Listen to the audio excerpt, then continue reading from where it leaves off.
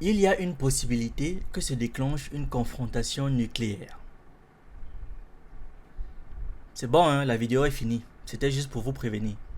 La stabilité mondiale, et ce n'est un secret pour personne, dépend des choix des États-Unis, eux-mêmes influencés par des factions nationalistes en Ukraine et les groupes sionistes en Israël. Si Washington refuse de fournir des armes pour contrer les Russes et les habitants de Gaza, ces groupes pourraient être tentés de déclencher une véritable catastrophe mondiale. De nombreux leaders politiques influents ont fait des comparaisons avec les années 1930 et ont évoqué le risque d'une nouvelle guerre mondiale en raison des conflits en Ukraine et à Gaza. Il est alors légitime de se demander si ces inquiétudes sont fondées ou si elles relèvent simplement de stratégies de communication visant à susciter la peur.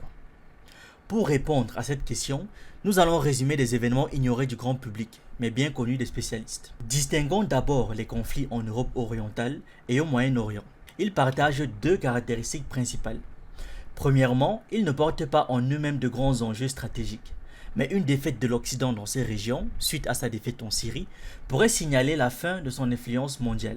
Deuxièmement, ils sont alimentés par des idéologies fascistes incarnées respectivement par les nationalistes intégraux ukrainiens de Dmytro Dontsov et les sionistes révisionnistes israéliens de Vladimir Zeev Jabotinsky. Ces deux groupes, alliés depuis 1917, sont restés dans l'ombre pendant la guerre froide et sont largement connus du grand public aujourd'hui. Cependant, une différence notable existe entre ces deux groupes. Bien que la même fureur soit visible sur les deux champs de bataille, les nationalistes intégraux sacrifient leurs propres concitoyens, ce qui entraîne une quasi-absence d'hommes valides de moins de 30 ans en Ukraine. Tandis que les sionistes révisionnistes sacrifient des personnes étrangères à leur propre communauté, notamment des civils arabes. La question de savoir si ces guerres risquent de se généraliser dépend de la volonté de ces deux groupes. Les nationalistes intégraux continuent d'attaquer la Russie sur son propre territoire et au Soudan, tandis que les sionistes révisionnistes bombardent le Liban, la Syrie et l'Iran. Cependant, personne ne répond à ces attaques. Ni la Russie, ni l'Égypte, ni les Émirats dans le premier cas, ni le Hezbollah, ni l'armée arabe syrienne, ni les gardiens de la révolution dans le second cas. Tous les acteurs impliqués, y compris la Russie, sont soucieux d'éviter une réponse brutale de la part de l'Occident collectif qui pourrait déclencher une guerre mondiale. Ils préfèrent donc encaisser les coups et accepter les pertes humaines plutôt que de risquer une escalade incontrôlable. Si la guerre devait se généraliser, elle ne serait plus simplement conventionnelle, mais surtout nucléaire. Alors que les capacités conventionnelles de chacun des camps sont relativement bien connues, leurs capacités nucléaires demeurent largement obscures.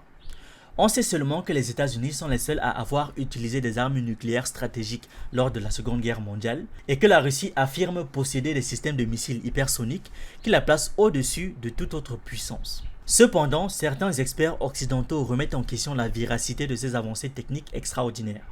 En arrière-plan, la stratégie des puissances nucléaires reste complexe et souvent opaque. Elle implique généralement un mélange de dissuasion, de préparation à l'action militaire et de négociations diplomatiques visant à maintenir un équilibre instable mais maîtrisé. Outre les 5 membres permanents du Conseil de sécurité, l'Inde, le Pakistan, la Corée du Nord et Israël possèdent des armes nucléaires stratégiques. Tous, à l'exception d'Israël, les considèrent comme des moyens de dissuasion. Bien que les médias occidentaux présentent également l'Iran comme une puissance nucléaire, la Russie et la Chine démentent officiellement cette affirmation. Pendant la guerre au Yémen, l'Arabie Saoudite aurait acheté des bombes nucléaires tactiques à Israël et les aurait utilisées. Mais elle ne semble pas les posséder de manière permanente, ni en maîtriser la technologie. Seule la Russie mène régulièrement des exercices de guerre nucléaire. Lors des exercices d'octobre dernier, elle a admis qu'un tiers de sa population pourrait être perdue en quelques heures. Mais elle a également simulé le combat et en est sortie victorieuse. En fin de compte, toutes les puissances nucléaires n'envisagent pas de lancer une attaque en premier lieu, car cela entraînerait inévitablement leur propre destruction. À l'exception d'Israël, qui semble avoir adopté la doctrine Samson. Laissez-moi mourir avec les Philistins. Ainsi, Israël serait la seule puissance à envisager un tel sacrifice ultime, similaire au crépuscule des dieux évoqué dans la mythologie nazie. 2 ouvrages critiques ont été consacrés à l'arsenal nucléaire israélien. L'option Samson, l'arsenal nucléaire israélien et la politique étrangère américaine de Seymour M. Hersh et Israël et la bombe d'Avner Cohen. L'arsenal nucléaire israélien n'a jamais été considéré comme une forme de dissuasion classique, mais plutôt comme une assurance que le pays ne reculerait pas devant le suicide collectif pour vaincre ses ennemis. Un concept connu sous le nom de complexe de Masada. Cette mentalité est en ligne avec la directive Hannibal qui stipule que les forces de défense israéliennes, FDI, doivent éliminer leurs propres soldats plutôt que de les laisser tomber entre les mains de l'ennemi. Durant la guerre des 6 jours, le premier ministre israélien Levi Eshkol a ordonné la préparation d'une des 2 bombes atomiques dont Israël disposait à l'époque, dans l'intention de la faire exploser près d'une base militaire égyptienne sur le mont Sinaï. Ce plan n'a pas été mis en œuvre car les FDI ont rapidement remporté la guerre conventionnelle. S'il avait été exécuté, cela aurait entraîné des retombées radioactives qui auraient tué non seulement des Égyptiens, mais aussi des Israéliens. Lors de la guerre d'octobre 1973, le ministre israélien de la Défense Moshe Dayan et la première ministre Golda Meir ont envisagé à nouveau l'utilisation de 13 bombes atomiques. En 1986, un technicien nucléaire de la centrale de Dimona, Mordechai Vanunu, révéla le programme nucléaire militaire secret israélien au Sunday Times. Suite à cela, il fut enlevé par le Mossad à Rome sur ordre du premier ministre israélien et père de la bombe atomique, Shimon Peres. Il fut jugé à huis clos et condamné à 18 ans de prison, dont 11 passés en isolement total. Plus tard, il fut à nouveau condamné à 6 mois de prison pour avoir eu des discussions avec le réseau Voltaire. En 2009, Martin Van Creveld, le principal stratège israélien, affirmait « Nous possédons plusieurs centaines d'ogives atomiques et de fusées et pouvons atteindre nos cibles dans tous les azimuts et même Rome.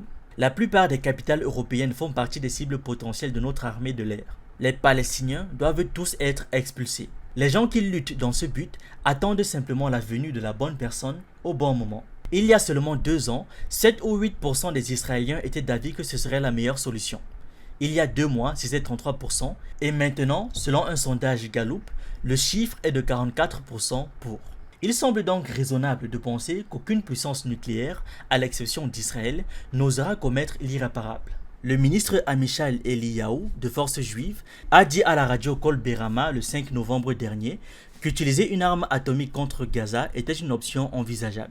Il a aussi comparé les habitants de Gaza aux nazis, affirmant qu'il n'y avait pas de civils à Gaza et que ce territoire ne méritait pas d'aide humanitaire. Ces remarques ont choqué les gens en Occident, mais l'Agence internationale de l'énergie atomique n'a pas réagi, ce qui a surpris Moscou.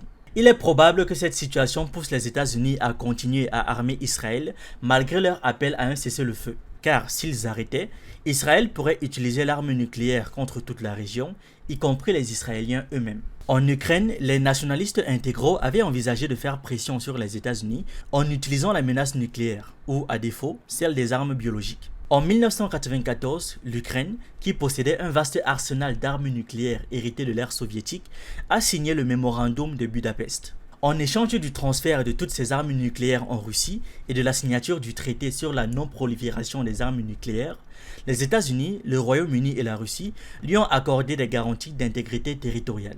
Cependant, après le renversement du président Viktor Yanukovych en 2014 lors de l'Euromaïdan, les nationalistes intégraux ont travaillé à la renucléarisation du pays, estimant que c'était nécessaire pour éradiquer la Russie de la surface de la Terre. Le 19 février 2022, le président ukrainien actuel, Volodymyr Zelensky, a annoncé lors de la conférence annuelle sur la sécurité de Munich qu'il remettrait en question le mémorandum de Budapest afin de réarmer son pays sur le plan nucléaire. 5 jours plus tard, le 24 février, la Russie a lancé une opération spéciale contre le gouvernement de Kiev dans le but de mettre en œuvre la résolution 2202. Son objectif prioritaire était de prendre le contrôle des réserves secrètes et illégales d'uranium enrichi de l'Ukraine. Après 8 jours de combat, l'armée russe avait occupé la centrale nucléaire civile de Zaporizhia. Selon Raphaël Grossi, directeur de l'Agence internationale de l'énergie atomique, qui s'est exprimé lors du forum de Davos le 25 mai, l'Ukraine aurait secrètement entreposé 30 tonnes de plutonium et 40 tonnes d'uranium à Zaporizhia. À la valeur du marché, ce stock représentait au moins 150 milliards de dollars. Le président russe Vladimir Poutine a déclaré: la seule chose qui manque à l'Ukraine, c'est un système d'enrichissement d'uranium. Mais c'est une question technique, et pour l'Ukraine, ce n'est pas un problème insoluble.